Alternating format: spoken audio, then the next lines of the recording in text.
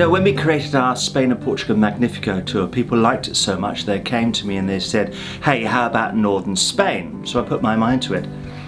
I went across, did some research and came out with the current northern Spain and the Pyrenees tour. They said, why France? We talked about northern Spain and I said, think about it.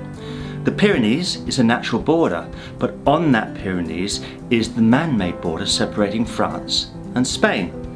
So why would you, when you consider going back through the centuries, there were nations like the Basque, the Navarres, the Cathars and the Catalonians, and don't forget Andorra's still there. All these nations that actually span both sides of the Pyrenees. So when assembling a tour, it just makes sense that you just don't look at just one side of the Pyrenees.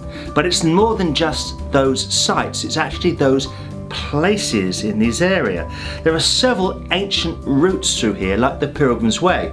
Now we spend 3 nights in the Rioja region. We actually spend those nights in a converted 800-year-old convent, and it was one of the way stations of the Pilgrim's route. On that route, of course, we visit Haro, Legadia, Pamplona, Olite, these places on there, and we stay 3 nights, and of course we visit the vineyards. The idea though is exploring ancient routes like that. Flick over to the far side of the Pyrenees and there of course is the Canal du Midi, this route that cuts right across France, dug by mankind. So we visit that as well, one of those, and we have lunch there down by the canal because you should, we include lunch there. You'll notice also that we visit Tarbes, we stay in Tarbes, and on there we cover a portion of the fantastic Tour de France route, the Tourmalet Pass going over, which is a regular favourite of the bike riders. Whilst there, we go up the Pic du Midi. Why do we go up that mountain? Because it's there, but at the top is an observatory and it has a microclimate and the views are sensational. But that's not the only cable car we do.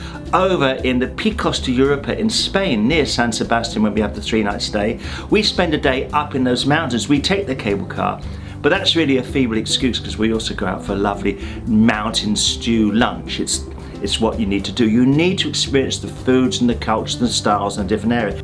And of course, near Carcassonne, where we stay 3 nights, we also, on the day we go to the Canal du Midi, we go to a place called Minerve. Minerve, so often bypassed, 800 years ago obliterated by the papal armies, rebuilt. It's like a time capsule, so we go there as well.